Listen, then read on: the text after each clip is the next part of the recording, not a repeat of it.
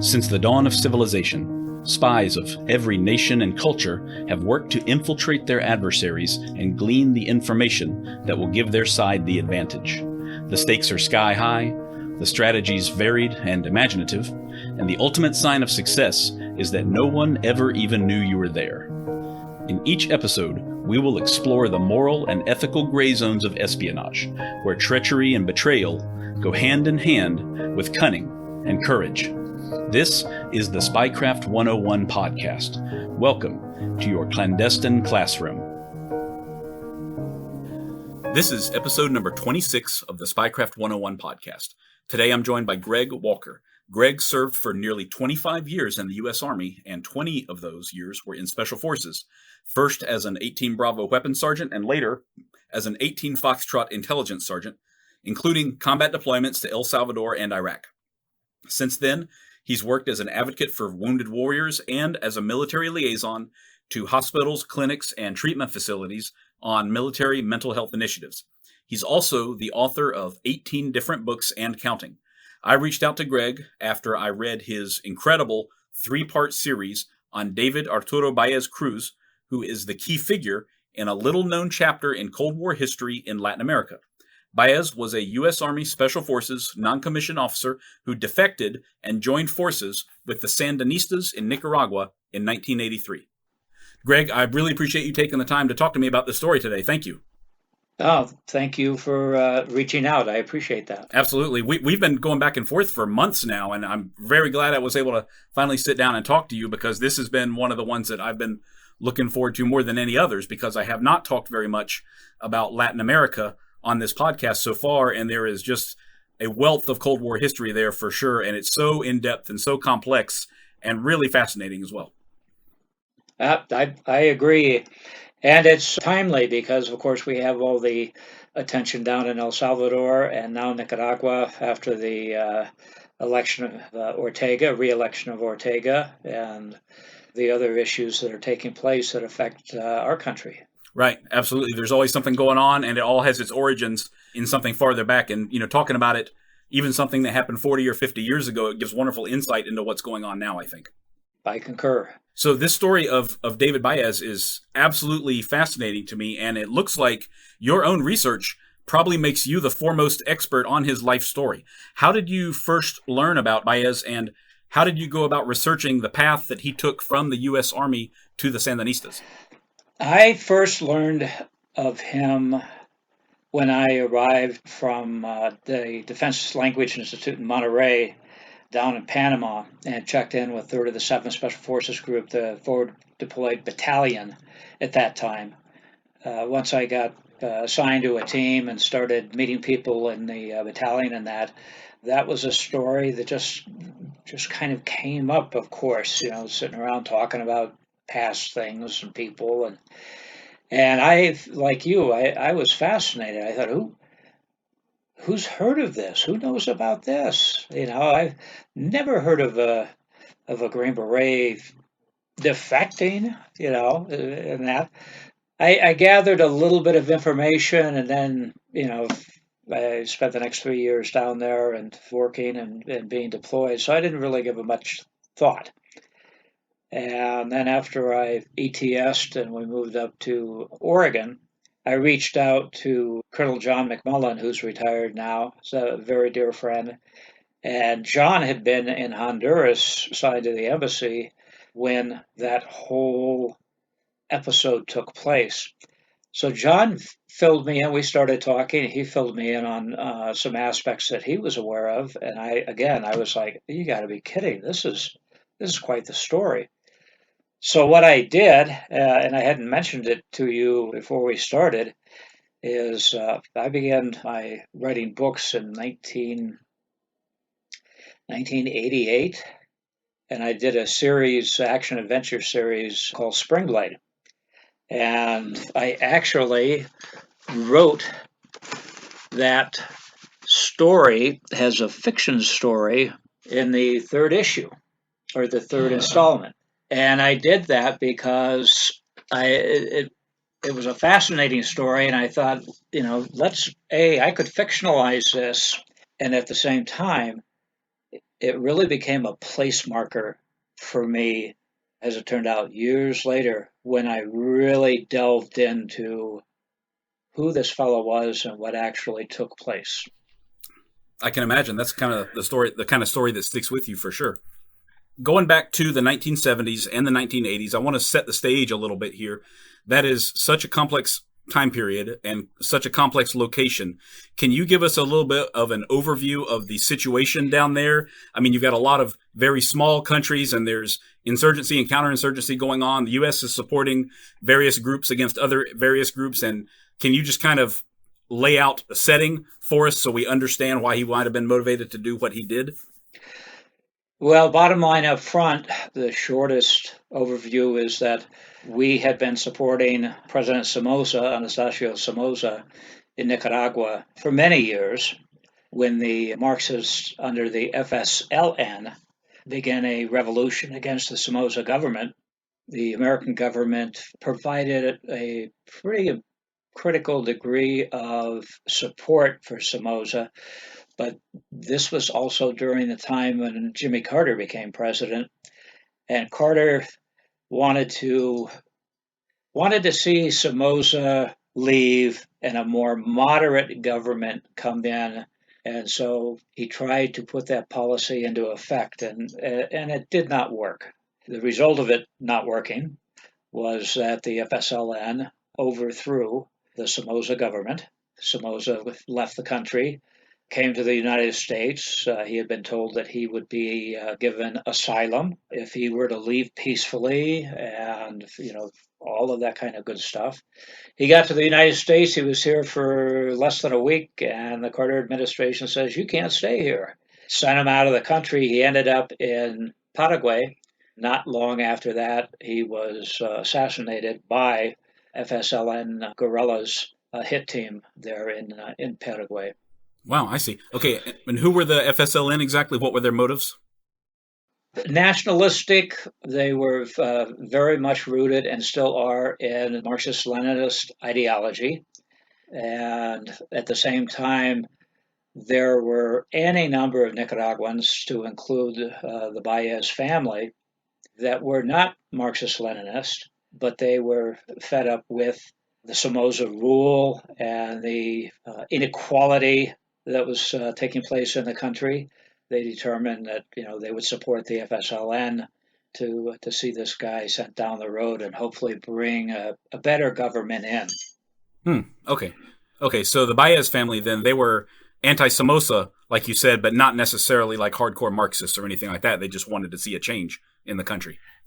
Yeah, they had as I point out in the first part of the series, they had a really good reason for that. Somoza, Baez's dad, became very involved in trying to make this change occur. And as a result, he was arrested. He was severely tortured.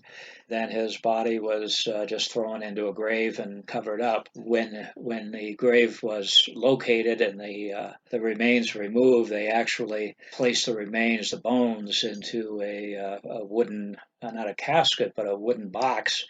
And that box was kept in David Baez's room in a closet.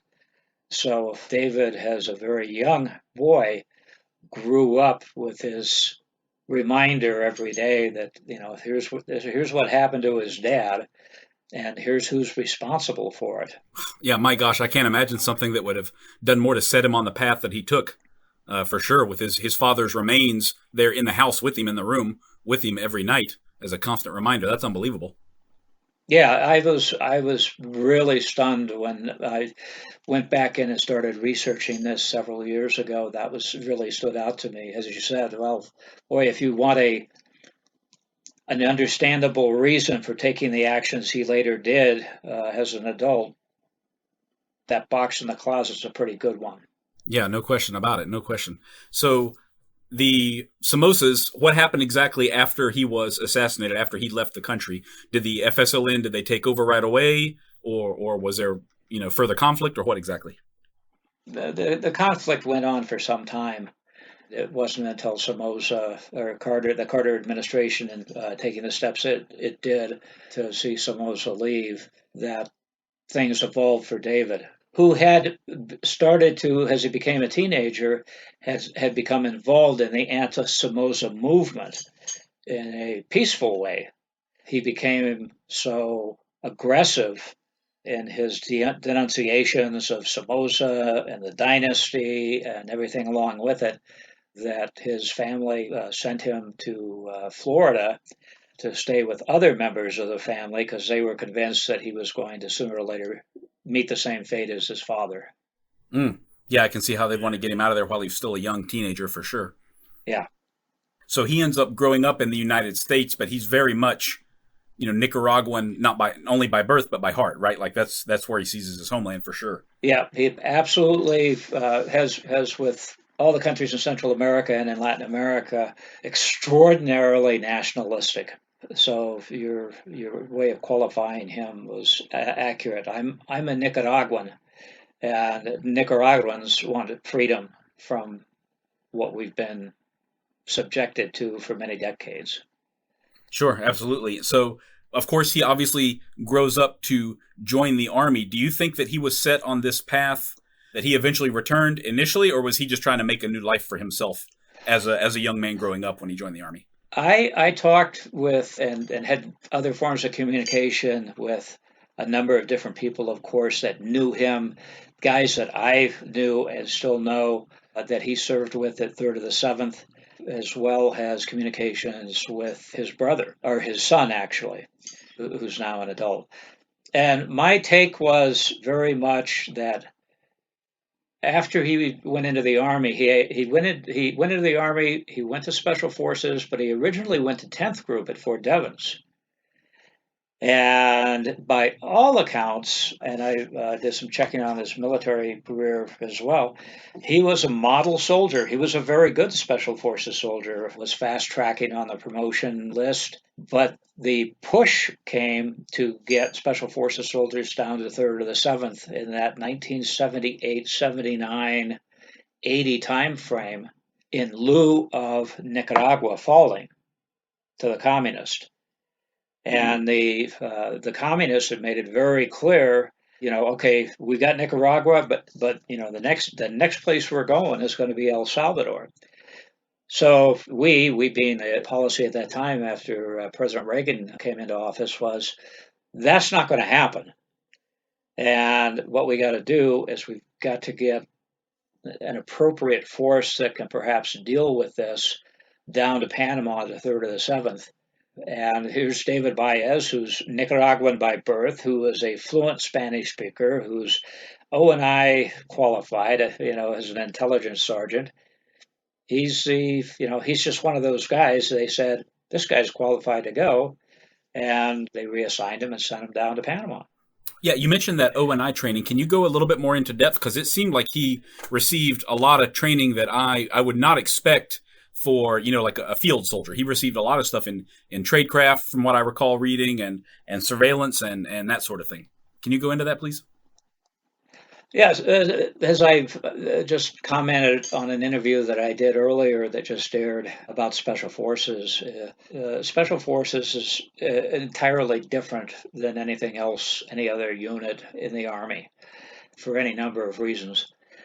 And the training that we receive and have offered to us is very much, tier 1 type of training, because you have to be language qualified. You have to preferably have 2 MOSs and or 3 MOSs once you get underway. And one of our primary missions is always information gathering, and then that information being correctly collected and collated and turned into actionable intelligence. So a number of our guys at that time, and Dave ended up being assigned to that team, we had what we called an AST team, which was an area study team. And the guys on that team were among the best in the battalion. They were all language qualified. They were all O&I qualified. They had a good amount of experience as being on a team, in many cases having been a team sergeant before. So they were very mature. The AST all operated, we called them the Longhair team. They had relaxed grooming standards. They grew their hair out. They grew beards. They grew mustaches. They were, you rarely saw them in any uniform. And if you did, it was normally when they came out to make a jump to remain on jump status and that. And then, boom, they were gone and back in civilian clothes. And the AST team went all over Central and South America, conducting different kind of site assessments and area assessments and unit assessments and things like that, and then turning that into reports, of course. That's where Dave actually ended up, was on the AST team. When he got to Panama, one of his first assignments was he went to the airborne team, which taught airborne operations and parachuting there at Fort Sherman in Panama, because we had our own school down there. They taught U.S. as well as primarily foreign nationals. So he went from that into the ASTs, and once he got to the ASTs, then he began to do quite a bit of work up in El Salvador. I see. So nobody knows what this is leading up to now, but it's clear now that this is, to me anyway, this is one of the last people in the world that we want switching sides. He's got this incredible skill set. He's very, very highly trained, a lot of unusual, unconventional warfare stuff. He's traveled all over the area. He knows how the U.S. is supporting various operations in various countries because he's done it. He's been there. He's got firsthand information. And so this is a tremendously valuable guy to our side. And that, I guess, would make him even more valuable to another side as well. Yeah. Anytime that a common term is a defector in place. Of course, no one could predict beforehand that he would start on that trajectory, but he did, and we can go into that a little bit as well. But he essentially became a defector in place. Then, when he had the opportunity to leave the army, he went right to Nicaragua, and he had already made contact. He'd already gone there on leave because he had family in Nicaragua. By then, the Sandinistas had been in power and in control for some time. So he set everything up and was ready to go. When he went, he went. So can you describe, were there any, with the benefit of hindsight, were there any indicators that he was planning this, any offhand comments he made or anything like that? Or did he just, sign out and disappear? They really don't have to be hindsight comments. And it is part of the story, which is so fascinating. I talked with, he's a good friend of mine. At the time, we served together down there. And at the time, he was on the AST team with Dave, and they were very close friends. So when I talked to Lamone Ratterley, we call him Rat. Rat was also and remains one of the most intuitive intelligence operators that I've ever met. He was enlisted, but he had the gift. So in talking with Rat, after a while, David started talking more and more about, what happened to my family, what happened to my dad. This was terrible. Now Somoza is, gone, and that's great. But now we're funding and arming a counter-revolutionary force, the Contras, to bring that dynasty back to power, and that just can't happen. And then it became, I'm not going to let that happen. He was very open that I'm going to get out of the army and I'm going back to Nicaragua. And he was open not only with Rat, but with other guys on the team. It got to the point that Rat correctly went to his chain of command and said, we have a real problem here with Dave. I think Dave's going to go over to the other side. And by that time, he had already been to El Salvador on a number of occasions in the 1979, 1980 timeframe, doing area studies and meeting people, and that he knew what our strategy, our emerging strategy, was going to be at El Salvador against the FMLN, who were directly supported by the FSLN in Nicaragua. And he also had access to what was taking place between the Contra operation in Nicaragua and Honduras. So, I mean, and he developed this. He did what a good, embedded intelligence guy would do. He knew exactly what to look for. He knew how it would be important. He knew that he needed to take a very big box of, if you will, Christmas presents to the Sandinistas if he was going to defect, because he came from a good family, so he was known down there. His father was considered and is still considered to be one of the heroes early on trying to overthrow Somoza. So, he had the creds, but he was also a U.S. citizen and an Army Green Beret. So showing up in front of Ortega and the rest of the comandantes and saying, "Hey, I've come home and I want to be a Sandinista," they were going to look at him really hard. So he needed to say, "I'm not a double agent. I'm not, this is what I'm giving you, is this intelligence product to show you that, there's no way that I can go back. I'm committed." And he had actually been assigned to work up at U.S. Southern Command on the Pacific side of Panama, up in the upper levels, and he had access to everything. Yeah, to real-time intelligence and real-time strategies and real-time, the whole ball of wax. And that was when Rat, said, "Hey, big red flags. Somebody might want to," and nobody did. Nobody did. Mm-hmm. They simply, and it's my opinion now, they simply didn't believe that this guy would defect, because we'd never had a special forces soldier defect to the other side since 1952, when we were originally stood up. And Dave was extraordinarily likable and accomplished. And, let's not worry about it. It'll probably be okay. And when he left and went up there, it turned out not to have been okay. Yeah, to put it lightly, right? Absolutely. So these Christmas gifts that you mentioned, so he took documents and plans of like Southcom. He took Southcom plans to show the FSLN that he was serious, and he provided them this info on what was about to happen.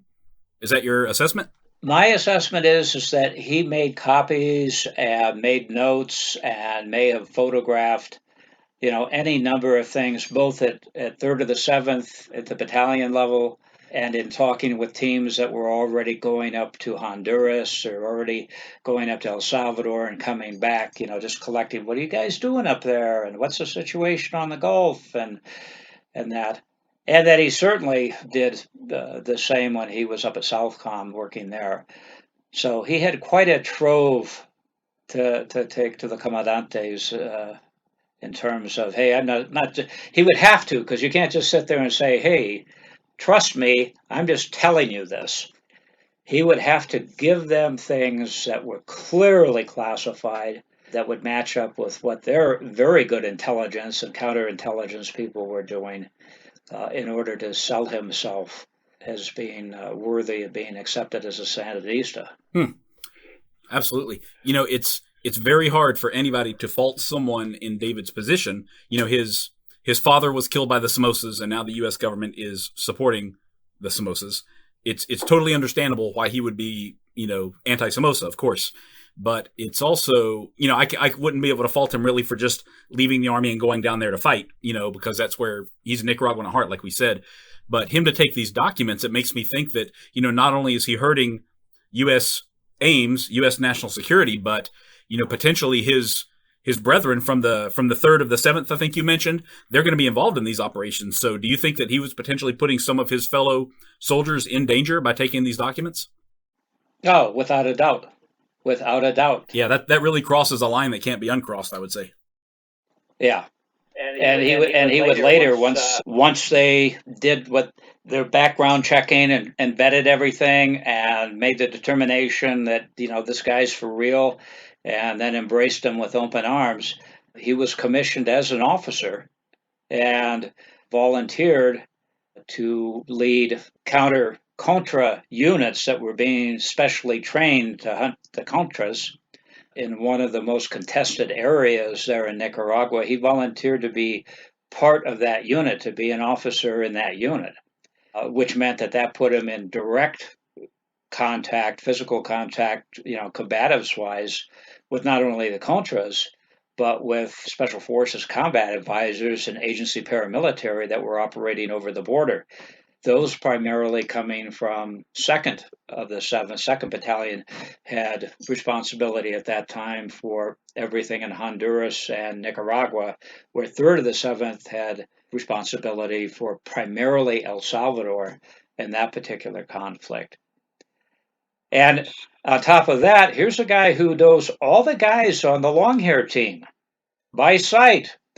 And these guys were going up to Managua under various covers to, do their stuff, and the chances of them running into Dave, which happened at least once, really high. And he could have compromised and said, that's a Special Forces guy, and had our guys arrested, interrogated, and et cetera, and so on. Extraordinarily scary and damaging. Right. This is hard to wrap your head around, honestly. Do you think that, I know we're kind of asking, to look in some inside someone's head, but do you think that he was motivated by some sort of like seething hatred of American policy or the Reagan administration or anything like that? Or did he just want to hurt the Somozas any way that he could? I mean, he's clearly a smart, capable guy. He had to think through the consequences of what he was doing, and he had to know that there would be ramifications for these people that he had served with for as much as 10 years. Yeah, my sense of it is really rooted in talking with some of the guys that were on the Longhair team and other guys that knew him down there, particularly in the actions that they took after he was confirmed as having been killed. But their feeling was, based on the discussions that he had with them leading up to finally leaving and going to Nicaragua, it really was steeped in a serious hatred for the Somozas, and then a serious commitment that we finally got rid of this guy. We finally got rid of this guy that killed my dad, and et cetera, et cetera. And now the United States is coming in and putting Contras out there and trying to take the country back. And the same people that we got rid of are running the Contras, and that's just not going to happen. I never found anything where he praised being a Marxist-Leninist or he said communism is the way to go. Nothing like that. It was purely raw Nicaraguan nationalism, patriotism, and deciding that, I'm a Nicaraguan and I have certain skills, and we're not bringing these people back if I can help it. Boy, what a unique guy. I'll tell you what, this is really an amazing story. Yeah, it really is. Very much so. Well, before we go on with the story of David Baez, I want to take a moment to fill you guys in on the newest tool that I'm wearing and carrying in daily life. It's the Donovan non-metallic knife from Black Triangle. If you aren't familiar with Black Triangle, then you're really missing out. I love these guys because they put the dagger in Cloak and Dagger. If you've been following me for a while now, then you probably already know why Black Triangle has called their newest non-metallic knife the Donovan. It's named after General William Wild Bill Donovan, the head of the U.S. Office of Strategic Services during World War II. Under Donovan, the OSS was unconventional, unexpected, and highly effective, just like Black Triangle's tools. The Donovan is manufactured here in the United States. It's made entirely of G10 composite and comes with a thermoplastic sheath and a couple of amazing extras, which you'll have to see for yourself. You can find it at blacktriangle.com. That's blktriangle.com.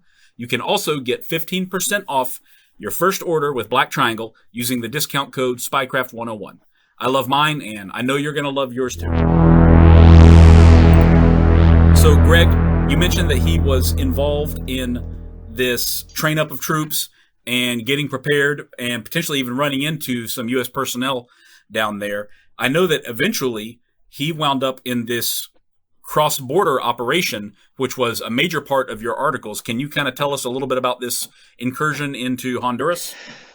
Yeah, to preface that, once he got commissioned as a Nicaraguan officer, and he later attained the rank, at the time of his death, he had attained the rank of major. One of the first things that they did, because they put people on him, of course, he was kept a close watch on. The first thing they did is they put him in charge of training the first Nicaraguan Sandinista airborne capability, which in the series I have one of the pictures of him standing with some of the first graduates. And of course he was able to do that because he was fully qualified, he was jumpmaster qualified, and he'd been teaching airborne operations and parachutists down at Fort Sherman, before he came there. So that was his first, do this for us and let's see how you do. And he trained their first airborne capability. Very important because the airborne would end up being used to get behind contra units by air. It was a very effective thought process. Then after he finished that, that's when he said, okay, I volunteer to be boots on the ground as a leader in one of the most contested zones where the Contras are really active, to hunt those guys down and take them to task. And so they put him in that position, and by all accounts, he was good. And he disrupted and interdicted a number of incursion efforts and things like that. So he understood. I still have to prove to you, actions, not words. That's what counts. And he was proving that he was very effective. He was also proving you can never come back, because by now, U.S. Southern Command and the Special Forces and the CIA and anybody else that was interested knew we got a defector down there, and this guy's leading troops against our surrogate war fighters, the Contras. So he did that for a period of time, and then comes Honduras. That's why I would encourage your listeners to access the story, and I'm sure that you can tell them where they can find it on LinkedIn, because there's so much detail on this. But basically, there was a fella who was a ardent Marxist-Leninist. He was a Honduran. He was very much involved in the overthrow of Somoza, fighting in Nicaragua.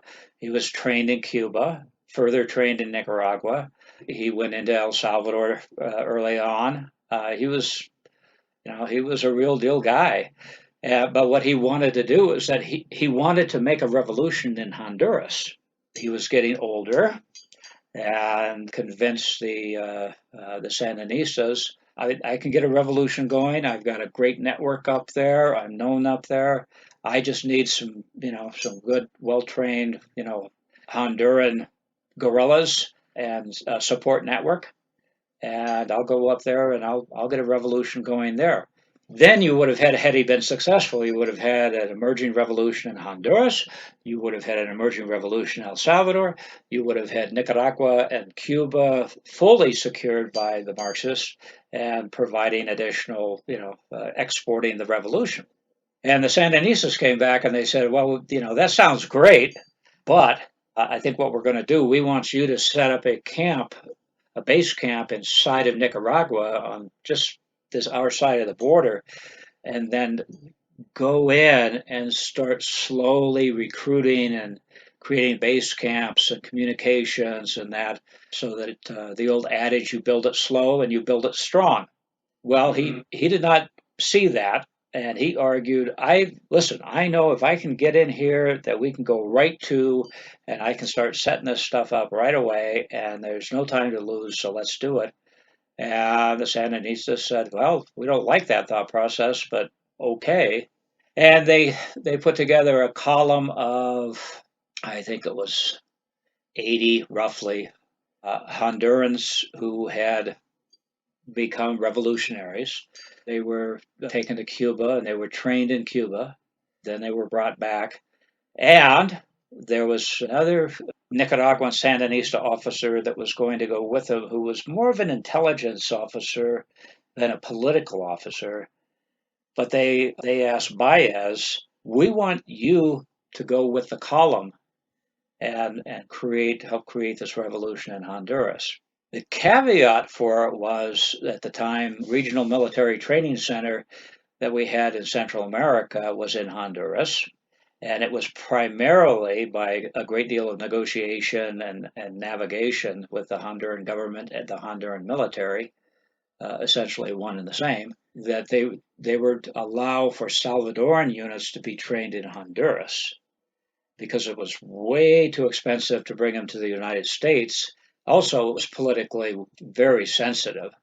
So we were going to train these units there in Honduras and then just bring them back across the Gulf of Fonseca or fly them back and put them in the field against the Salvadoran guerrillas. And it was proving effective.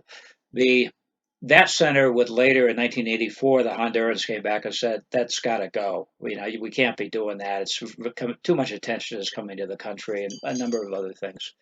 And so we ended up, my team I was on and a sister team in 84 ended up going to El Salvador to La Union on the coast. And we actually established the first Salvadoran military training center in El Salvador as a result of that. But prior to that, it was a very big deal. And plus, you had CIA Contra bases right along the border with Nicaragua and Honduras that the Contras were using. And we were doing airdrops from El Salvador, et cetera, et cetera, et cetera. So the Sandinistas said to David, we want you to go with this column across the border and start a guerrilla war in Honduras.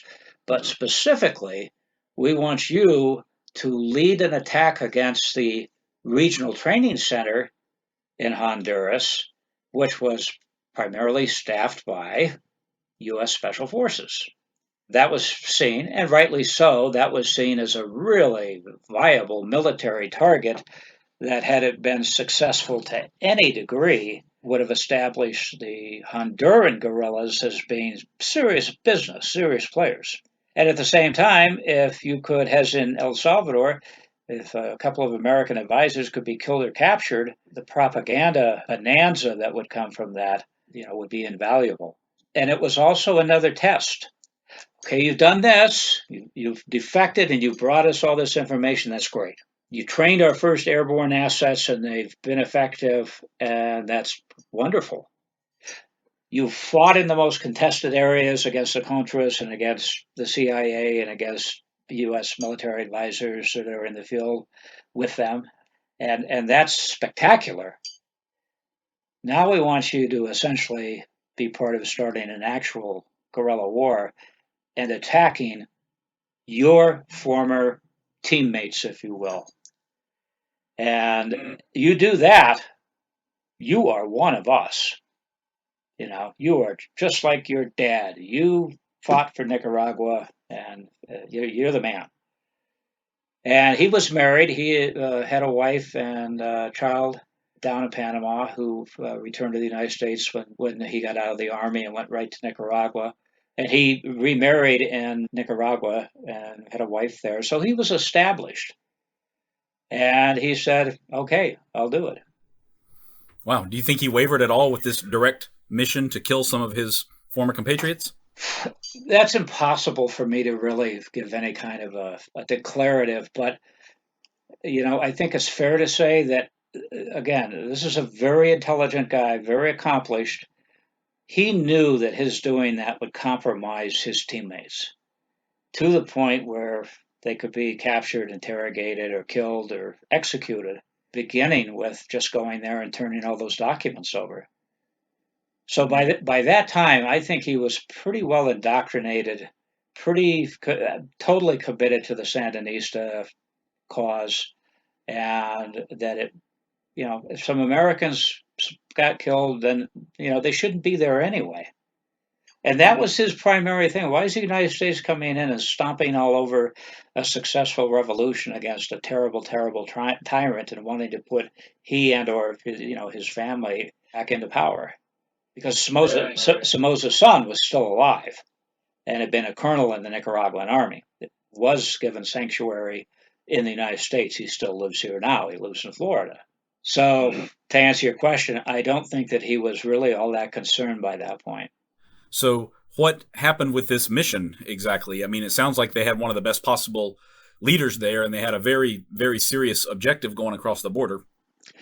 Yeah, and again, to just reflect very briefly on your last question, as a researcher and as a historian, it's important to remember the Contras were a bad deal from day one. The whole Contra effort floundered out of gross corruption. Its primary leadership, the politicos, were all living in Florida and were all ricos, the very rich. And the Contras basically simply became, how can we make money? They got involved in the drug trade, they got involved in the arms trade, and they were absolutely the opposite of what you do with the American Special Forces guerrilla insurgency doctrine is you make friends with the people because you depend on the people on it for everything. Well, the Contras made a point of terrorizing the people and committed horrible atrocities, and these were the things that David was seeing. And from a behavioral health standpoint, having worked in that field for 10 years before I retired in 2018, I'm not a psychiatrist, a psychologist, but I've been around. All of that would have been triggering that pre-existing childhood trauma of his father's death and friends of his father and the threats made against his family and the box of bones in the closet every night. So that would have further cemented that if this is what my adopted country wants to bring back, it's not going to happen. It's like and that. So again, this goes to what happened after he was killed by his former teammates down in Panama. Yeah, when you put it that way, this is a view that we rarely get here in the U.S. when we think about our foreign policy objectives. A guy like that, there's a lot of suffering and a lot of collateral damage that happens, and some of it is not collateral, some of it is intentional for sure, and it alters the course of the lives of the survivors and even those who aren't hurt during the interactions. Just like David, it certainly sounds like he's a product of something that happened 30 years before he defected, really, or 25 years before he defected. Yeah, absolutely. And if you want to bring that full real time, how many very well trained, very committed Afghani officers, enlisted, special operations guys, when we left in the manner we did and left them behind in the manner that we have, how many of those guys are going to say, you know what, I wasn't for the Taliban before, but I'm for the Taliban now? There will be a slice of that population that by our actions we have created additional defectors. Right. So anyway, that's they were supposed to learn from history, but we seldom do, it seems. I know it absolutely. That's one thing I've noticed for sure. We never consider the second and third order effects, I'm afraid, when we have these limited, short-sighted policy objectives. Exactly. The mission into Honduras was basically to get across the border, to set up base camps, to start integrating with the peasants in the countryside, and then to start military operations. Another fellow that they had with them, another American, was a Catholic priest by the name of Carney. Carney was a American World War II veteran, fought in Europe, became a Jesuit, went to Honduras, was immensely effective and very much loved by the Honduran people that he worked with, became very outspoken against the Honduran military and the Honduran government for human rights violations and everything else. Essentially, the Hondurans ended up kicking him out of the country. He was able to go back under a clause in our laws that allowed for a religious person who, in this case, had been made persona non grata. He didn't go back to Honduras, but he was allowed to go back to Nicaragua. So Carney went to Nicaragua and just picked up where he left off and became a committed armed revolutionary. And I did a story on Father Carney as well. Yeah, he's definitely another fascinating character from that era, and I was not familiar with him until I read your articles. Yeah, he was interesting because I talked with Father Joe Mulligan, who's been in Nicaragua for many years, and Mulligan was very close to Carney. And actually, we started talking while I was writing the book I showed you. And Mulligan had been trying to find out what happened to Carney as well as to Baez for years. To be frank with you, I'm happy that I was able to provide some clarity on what actually did take place. Carney said, "Yeah, Honduras. Yeah, I'm going back to Honduras, and I'll be not only the medical guy, because he was immensely qualified to do first aid and basic medical procedures in the villages. He'd done it for years, but he was going to be an armed combatant." Which was always, even Mulligan said, he was not armed. He just went back to help. And I found the documentation, U.S. documentation, and declassified stuff at this time. And I read his book. Carney wrote an incredible book before he went into Honduras, and I read his book. And he made it very clear that he was, hey, sometimes as I interpret Christ's teaching, you stop turning the other cheek and you start pulling the trigger.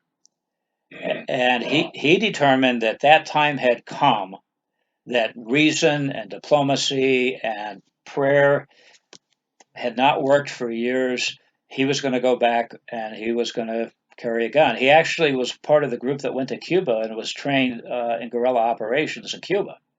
So you have Carney, an American, with Baez, a Nicaraguan American, and I would imagine that the relationship between them was probably pretty interesting in the sense that Carney, being a priest and being an American and having the background he did in Honduras, could really reinforce for Baez what we're doing is the right thing to do.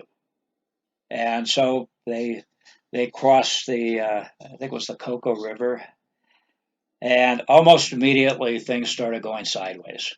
The terrain was far more difficult than they had imagined. The amount of food they brought with them, because of the arduous trekking to get to their first site that they had determined they wanted to start up their first camp, they of course ate far more, trying to keep the calories up.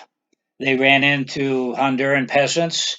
The Honduran peasants at that time in that area, they wanted nothing to do with revolution, contrary to what was believed.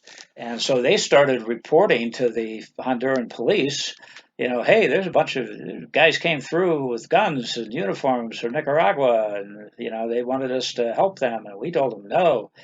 So almost immediately you had reports coming into the capital and Tegucigalpa and to the military that, you've got insurgents coming across the border. And so they started to raise hell with the Nicaraguan government, and the Nicaraguan government was saying, "Oh no, it's not us." But at the same time, they were saying, "Oh great, this is going to blow up in our face." And the overarching thought process was, if this blows up in our face, what does it possibly do? It gives the United States absolute real-time example to say to the Honduran military, if you want to end up like Nicaragua, fine, but we'll help you, and we will help you big time. And that was one of the results of that column going in there, is that we ended up putting enormous air resources and army resources on the ground along the border, conducting counterinsurgency operations, specifically looking for this column. So they started running into members of the column getting sick, of course, too sick to be effective or to move. They started experiencing desertions. Hey, I'm back here now, and I'm just going home. This is nuts, and I'm leaving. And even as they tried to split the group up, the column up, so it'd be harder to track them. as well as they wanted to set up some different operating bases.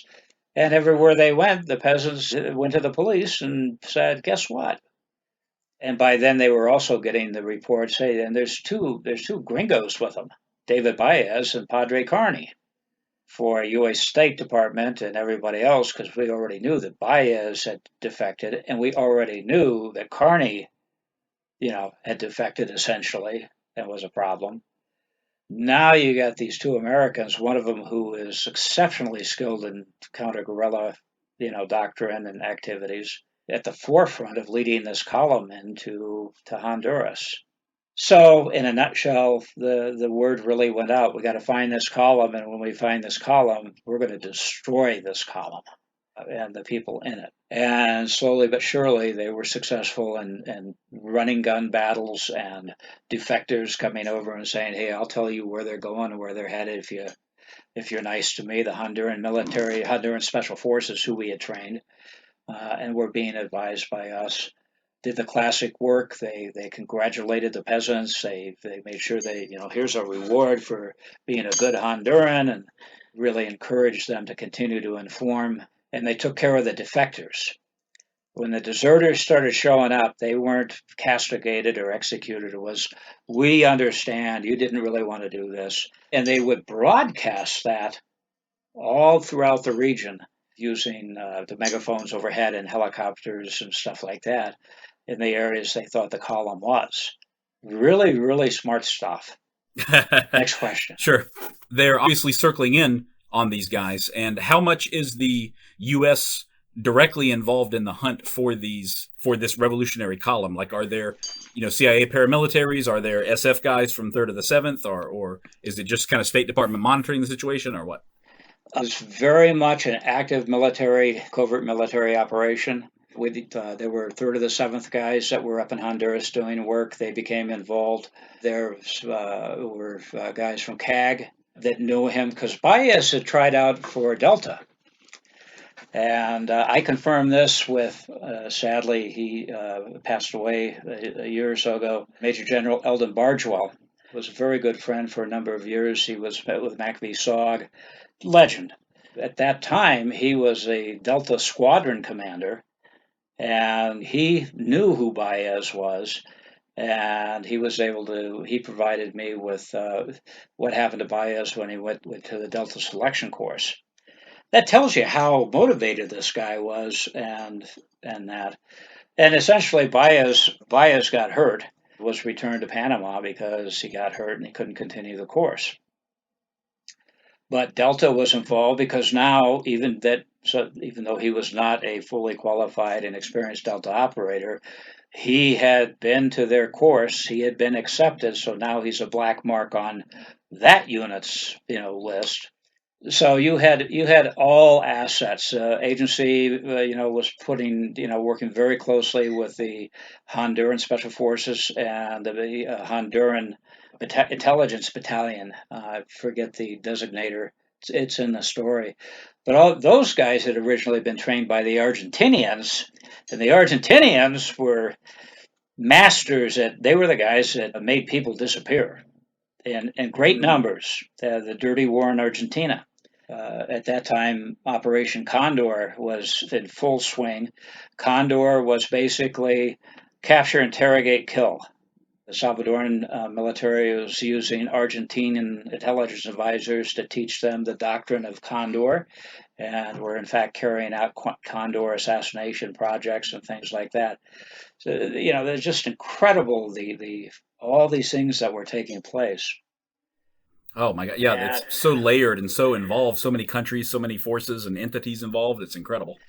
And by the time when they really got a fix on it, using a number of different means on where this column was, and they knew they were running it to the ground. That's when 2nd Ranger Battalion went down to Honduras on a training exercise. They were used as blocking forces on the trails and to search certain areas in conjunction with the Honduran Special Forces.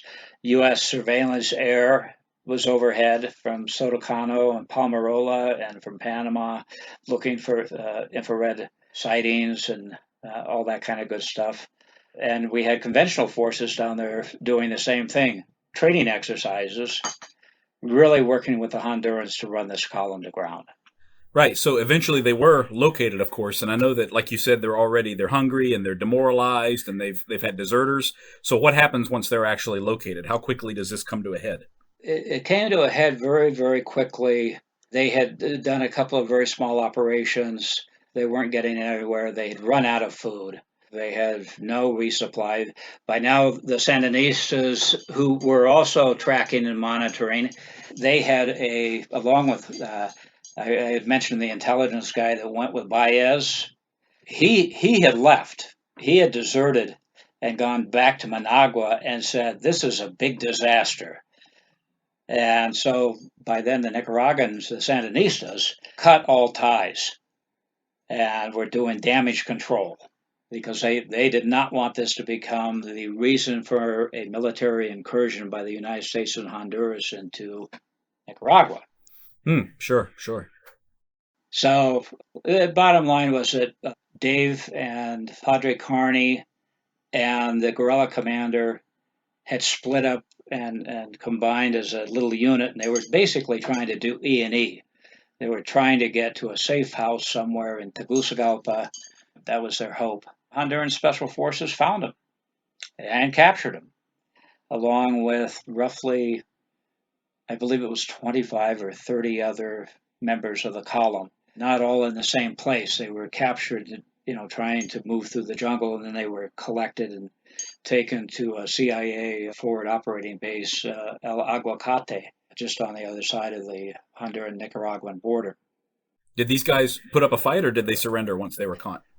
Some of them put up a very weak fight and then surrendered. The majority of them, to include Baez and Carney and the guerrilla commander, simply surrendered. They were too weak and too far gone.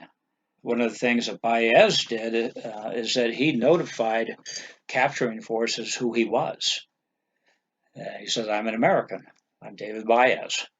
That information went red rocket back to the Honduran military, of course, and to the U.S. Embassy. Ambassador John Negroponte was the ambassador there. Tremendously interesting guy. I met him one time briefly in Iraq and Baghdad. His nickname became the Black Prince. Negroponte is a serious player in the clandestine and covert war, even though he was a diplomat. And they said, "Hey, we got your guy, and we got Carney, and we got this Honduran guy. What do you want us to do with them?" So they were taken to and held in a makeshift converted barracks area at El Aguacate. They were interrogated, and all the while, the United States government and the Honduran government were trying to determine, what are we going to do with two of them. The guerrilla commander, his fate was sealed. He was a Honduran, and he was in Honduras, and he was fomenting revolution against the Honduran government. End of story. The Nicaraguans certainly weren't going to say, "Hey, send him back," because then they would be admitting that they essentially trained him, outfitted him, and sponsored this whole thing. So it just came down to Carney and Dave Baez. What do we do with these two guys? So what was the ultimate decision? The ultimate decision was, best way to put this, the sensitivity of everything in Central America at that time, in El Salvador, Nicaragua, Honduras, and Guatemala, and Costa Rica to a degree. These were all hot zones at various stages of being destabilized by a Marxist. And at home, our anti-war movement from the Vietnam War movement had converted itself into the No More Vietnams in El Salvador and Nicaragua movement. So there was a tremendous amount of how do we keep the lid on and still accomplish what we want to accomplish politically. And David Baez coming back, being repatriated, if you will, to the American government would have meant that he would have been court-martialed. Can you imagine David Baez being court-martialed and going on the witness stand and talking about everything that he knew and how he felt and what he'd seen in the Contra War and all of that kind of good stuff. Plus, being the first Green Beret to defect to an enemy force. Right, absolutely. That would have really stirred things up for sure, because he has such a story that really tugs at the heartstrings, as well as revealing everything that he would have to reveal during the proceedings. That's a disaster waiting to happen for sure. It's a disaster waiting to happen. And then with Carney was just he'd been a firecracker for so long in Honduras and then in Nicaragua, and here he is now armed Catholic priest, a Jesuit priest. The Jesuits were not at all well liked by the military dictatorships down there and were blamed for all sorts of stuff, some stuff that they did do and some stuff that they didn't do. So here you got Padre Carney, and he had also renounced his U.S. citizenship, but because of his relationship with the church, he was still technically under that religious umbrella, still technically a U.S. citizen.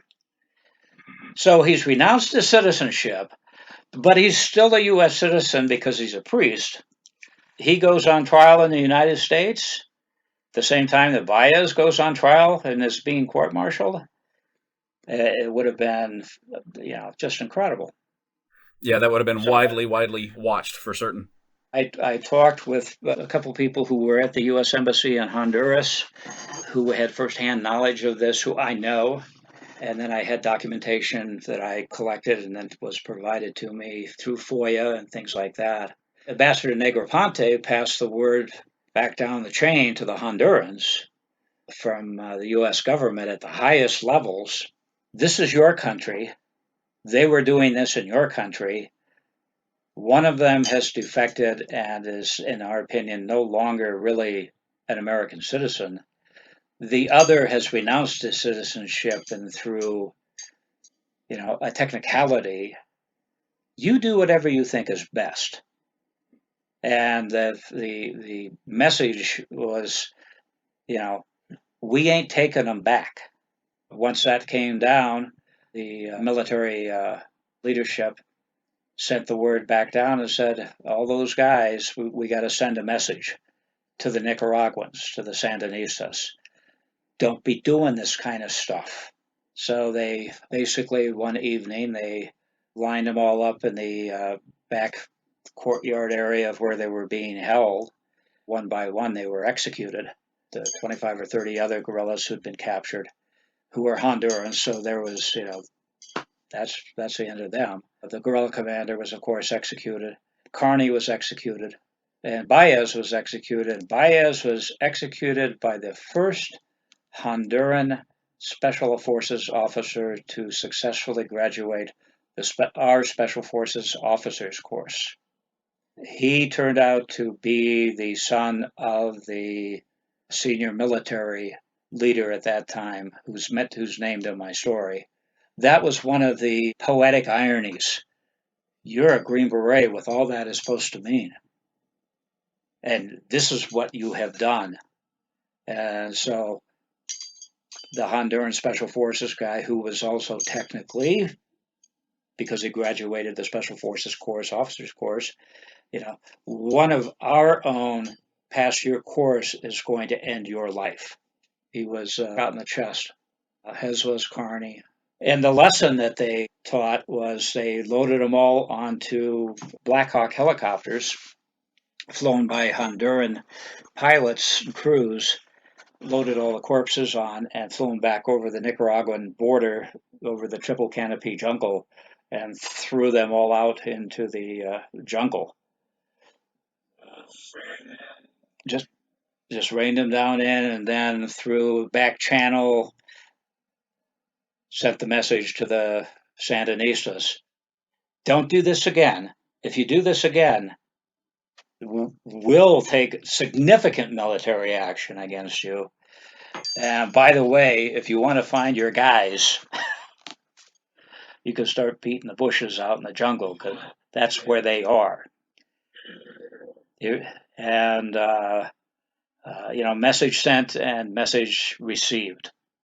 Wow, just rained them down into the jungle canopy. My gosh. So that was the end of that. That was the last cross-border incursion then? Yeah, that was it.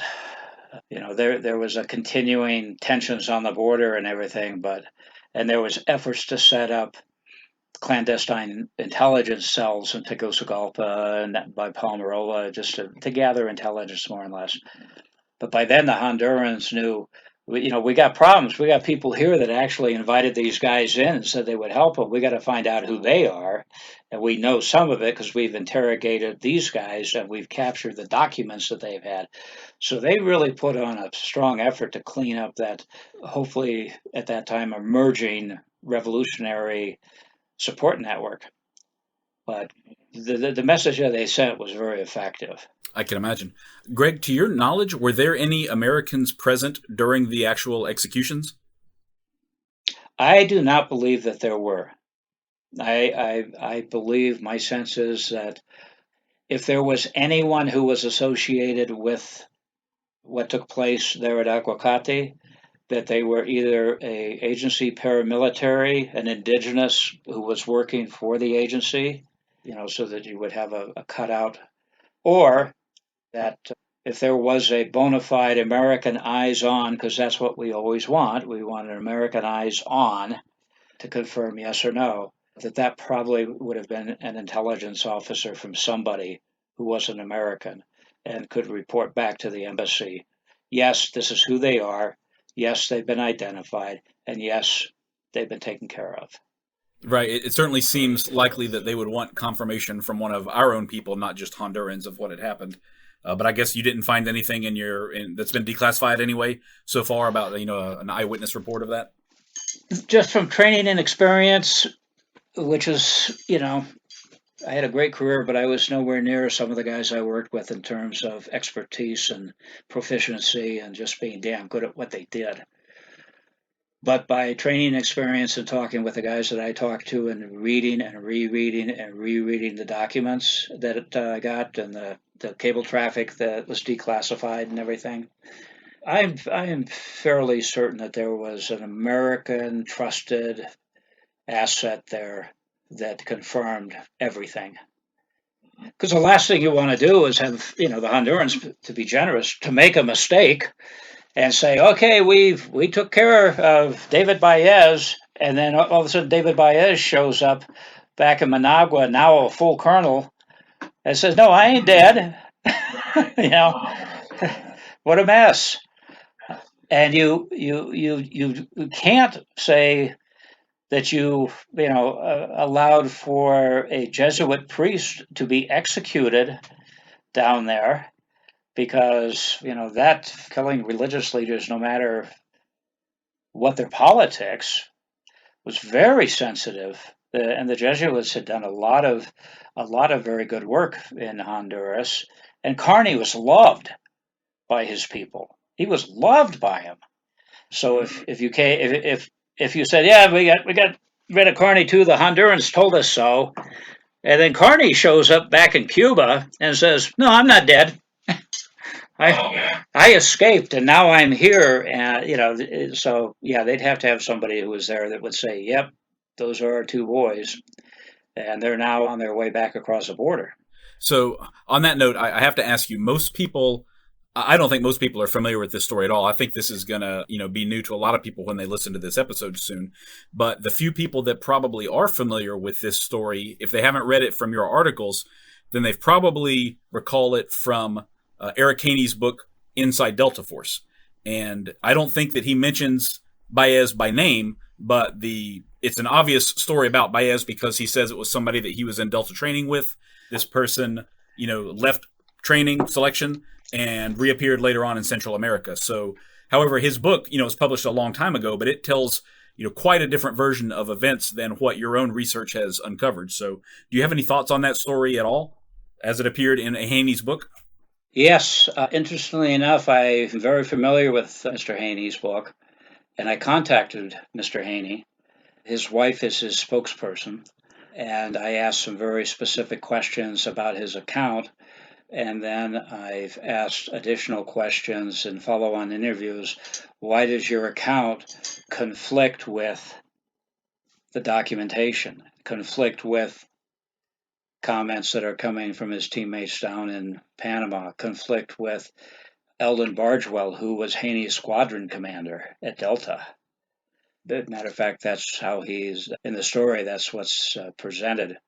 Was the squadron. General Bargewell told me it didn't happen. Didn't happen. Didn't happen. And Haney, through his wife, was, adamant that his story was true and accurate. I ran the accounts of him. See, Baez. He said I was Baez's roommate. That's who he was talking about. And in subsequent interviews, he admitted that he was talking about David Baez, and that he killed him in a running gun battle. But the reality is that didn't happen. He said I was Baez's roommate, and when I ran that past General Bargewell, he laughed and said, "Well, of course he was a roommate. Back in those days, all the candidates slept in the big open barracks. Everybody was everybody's roommate." So the writing made it appear that they were roommates, two guys in a room talking with each other, when in fact he was just another candidate and Haney was a candidate.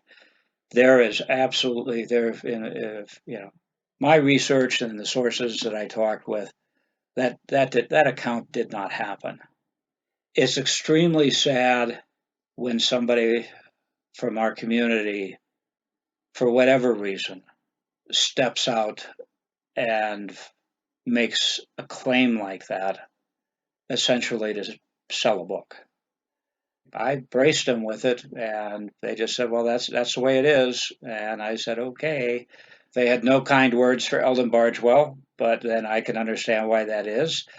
Eldon Bargewell's word is pretty 24 karat gold. And Delta's had other operators that have gone off the reservation and done some silly things and that. So I kind of put him in that category. And I didn't go into it in the story because, quite frankly, my feeling was I'm not going to give him any more print space than he's already got. Right. That makes perfect sense. And I was kind of anticipating, I should say, that there'd be a lot of questions and comments that would come up after this episode. So I wanted to kind of cut those off, and get it straight from the source.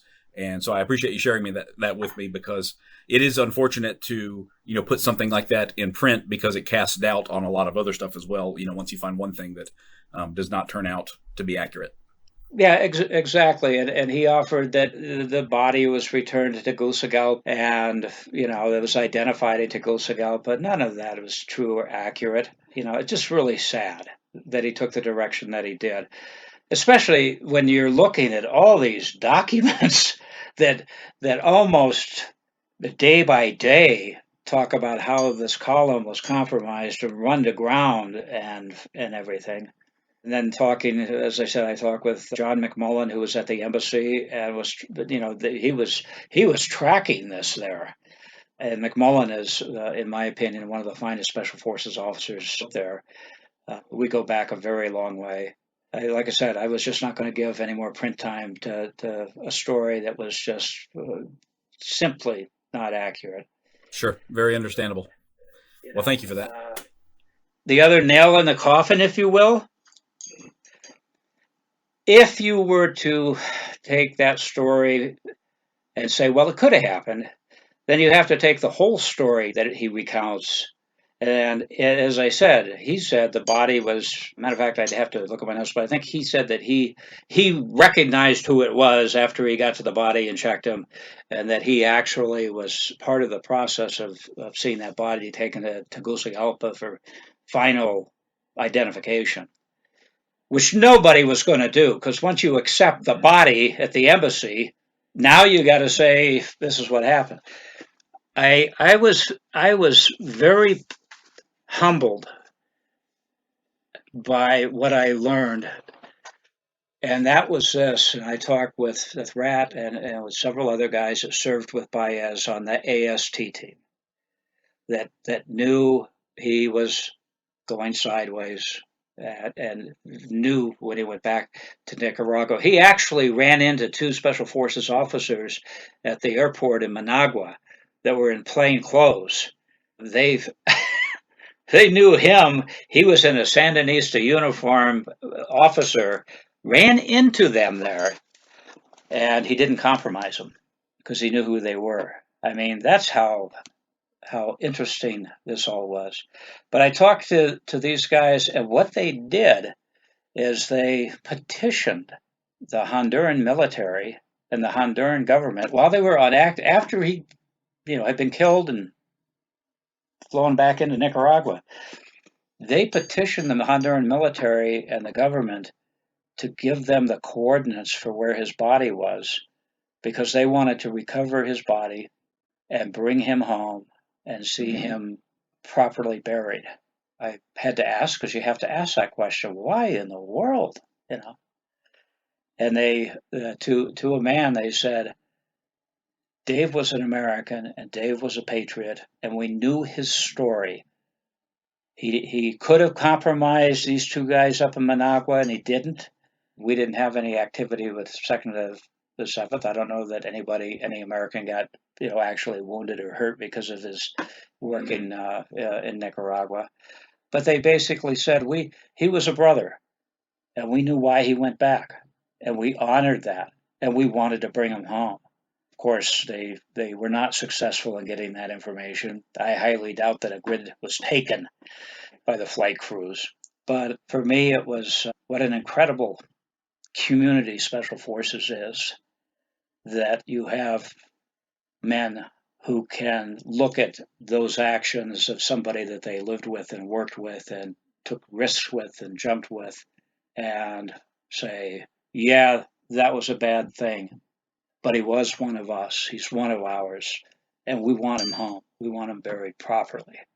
Those guys knew, because remember, they're still all active duty at the time. They have access to the same intelligence and the back channel stuff. If his body was taken to Tegucigalpa by a guy who claimed to kill him, why would these guys be petitioning the Honduran government for the grid coordinates for where the bodies were? Right, absolutely. That's just one of those things that, to me, said, sorry, interesting book, but no cigar, and you should be ashamed of yourself. And he took a lot of flack for the book. Overall, that's the deal with that side of it. Okay, well, yeah, I think we've put that to rest for sure. So, Greg, I just have one last final question here for you, and that's, you said that you've been in contact with David's son, and I've kind of been thinking about him this whole time because his grandfather was killed, as you said, by the Somozas. That shaped his father's life, and then his own father was killed by the Hondurans, and his body was never recovered. So how has his son fared through all of this, for this, 2 generations of loss? How does he see his father? How does he see his grandfather? How does he see the United States, in your opinion? David's brother, who was Sandinista, has now passed away, became an educator down there after the revolution. He spent a tremendous amount of time trying to get the real truth, and he got an awful lot of good information that was passed down to the son.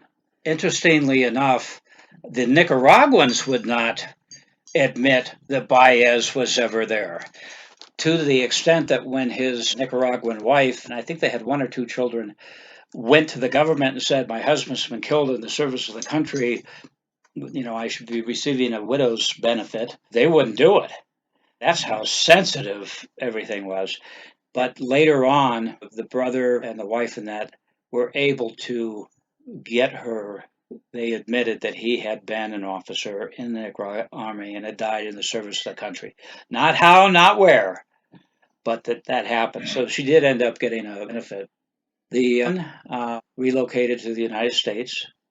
He's a working professional. There was a reporter in Florida with a major newspaper publication that did a story on this years ago, who I contacted and talked to and was able to provide. He was so kind. He sent me the vast majority of the documentation he had gotten, which was wonderful. Soldier of Fortune magazine did a story on this years ago, not to the detail that I was able to, but it was covered. And the son, basically, it was the greatest testament for all the help that I got in putting this together. The son, I contacted the reporter contacted the son, and the son came back and said, I think we shared, I know we did, we shared several communications. He said, that's exactly as I understand what happened to my father, coming from his brother, coming from friends of ours in Nicaragua, and here coming from the reporter that did the story. That is what happened to my dad. And thank you for writing it, because he, of course, they don't see him as a traitor. They don't see him as anything other than, he was avenging our grandfather, and he was trying to prevent Nicaragua from reverting back to a dictatorship under, a Somoza facsimile. And I thought that was wonderfully kind of him to do. He had offered he was going to send me some additional things. He never did, and I understood why. I said, hey, thank you so much for getting in touch. The story was done, the story was out. But that's where he is. Wow, that's fitting. Well, what a story it is, Greg. That's incredible. Thank you so much for this. This has been one of my favorite episodes and favorite stories to cover so far, honestly. Oh, wow. Are you working on another book right now, or what's your current project? I have spent 8 years researching the life of Michael Diachanis. It was a world-class martial artist. Are you familiar with Mike Diachanis at all? No, I don't think so, but I'll for sure have to read about him once you publish.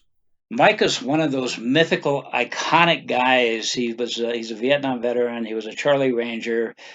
I spent 8 years researching and tracking and having people come out of the woodwork and finally put together the true and actual story. Plus, his mother became a very close friend of mine, passed away several years ago. She had kept everything, and no one had ever seen the archives she kept, so she turned those archives over to me, and they're just phenomenal. And then talked with people that were actually there. I found the Nicaraguan doctor who did the autopsies. I mean, it'll all be in the book. So that's the new project, and it's almost done. I took a year off because I got so involved with it that I had to take a year to get objectivity and distance back. That returned, and so now we're working on finishing that one up, and so it'll be a doozy. I can imagine. Well, I'm looking forward to it. I wanted to do it to honor Mike, his contributions. The people he worked with and knew are giants, and I've got letters and documents and pictures from these guys. Jake Jakovenko, who was with the Sante Greenleaf team, Raider. I went and spent a week with him. He knew Mike personally. Mike would stay with his team at Fort Bragg when he came out. I mean, unbelievable guys who all said what an interesting guy this was, and we loved him. And how he died was totally misrepresented, not only by our government, but later on by, unfortunately, guys that took advantage of, who's ever going to know? Well, it sounds like you're the right guy to tell the story now, at least finally. I'm really pleased with it. And I'm as his mom, I would. We went to lunch in Ontario. She's a wonderful gal. And we sat down. She's tough, though. They're Basques. I learned a lot about the Basques when I was doing this. And she sat down, and I sat down, and she looked at me, and she said, are you going to write this book about my son? Because they've had other people who have wanted to, and the Chanis family, for whatever reason, would say, nope, no way. And I said, ma'am, I said, I am only going to write a book about your son if I have your permission to write a book about your son. And then all of a sudden she got a big smile and she said, you do. And then about a year and a half later, she passed away, and she's buried right next to Mike. Matter of fact, I ordered flowers to be placed tomorrow at Mike's and Bobby's grave sites as well as at hers. So it's a labor of love. Yeah, that's a shame. That's unfortunate. So, Greg, I was able to find you online. Where can my listeners connect with you if they want to, read more of your stories, find your books, that kind of thing? What's the best place to see you? I have taken to doing a number of stories on LinkedIn, on my LinkedIn page, on various subjects. I got involved with 2 war crimes investigations having to do with Central America. So I've written on that. So they can either go there and just kind of scroll through articles if they're interested. books that I've written are available through Amazon. Most of them have, by this time, are now out of print, but they're available. And my favorite one, my first one, was At the Hurricane's Eye. Actually, the Action Adventure series was first, but the first nonfiction was At the Hurricane's Eye, U.S. Special Forces Operations from Vietnam to Desert Storm. That was a labor of love book. It came out through Charter. Resonated very, very strongly, and does to this day, with the Special Forces community. I just really, really enjoyed writing it, and I had, again, some of the real greats that opened the doors and said, "Yeah, come on out. We'll talk to you." So. Great. Well, I'll definitely have to look that up after this, Greg. And thank you so much for taking the time to talk to me today, because this has been very enlightening, and it's really an incredible story about just an incredible guy and an incredible time period, and I've really enjoyed it. So thank you so much for this. Well, thank you. And I got to add, done several podcasts before. I really appreciate your patience with my schedule. I really appreciate your professionalism. When I got the little note as to who all the people behind the scenes that put your programs together, where they are and how you coordinate it, I thought, now this is first class. This guy really is, he's a pro at what he does. So I just really appreciate that. Sure. I'm glad to hear it. I'm pretty new to it myself, but definitely put the most effort we can into making it the best show possible. And it seems to be paying off, because people seem to really enjoy it, for sure. But that's in big part thanks to our guests. I only had one question for you. Yes. Is it true that, based on your breaking into the interview and doing the advertisement, that starting with me, that each one of your guests is going to get a Donovan knife from you as a... is mine in the mail, or did I misunderstand something? Oh my gosh, Greg, it's not in the mail yet, but I will have to work on that behind the scenes for you. Okay, you're traveling around the country so much, it's hard to pin you down and get something to you. Very good, nice touche. Thanks. Wasn't expecting that one, but I did my best. You did. Okay, well, thanks again, Greg. I'll definitely stay in touch with you. This has been really wonderful, and I'm looking forward to your next book as well. So take care. Thank you. Thank you, Justin.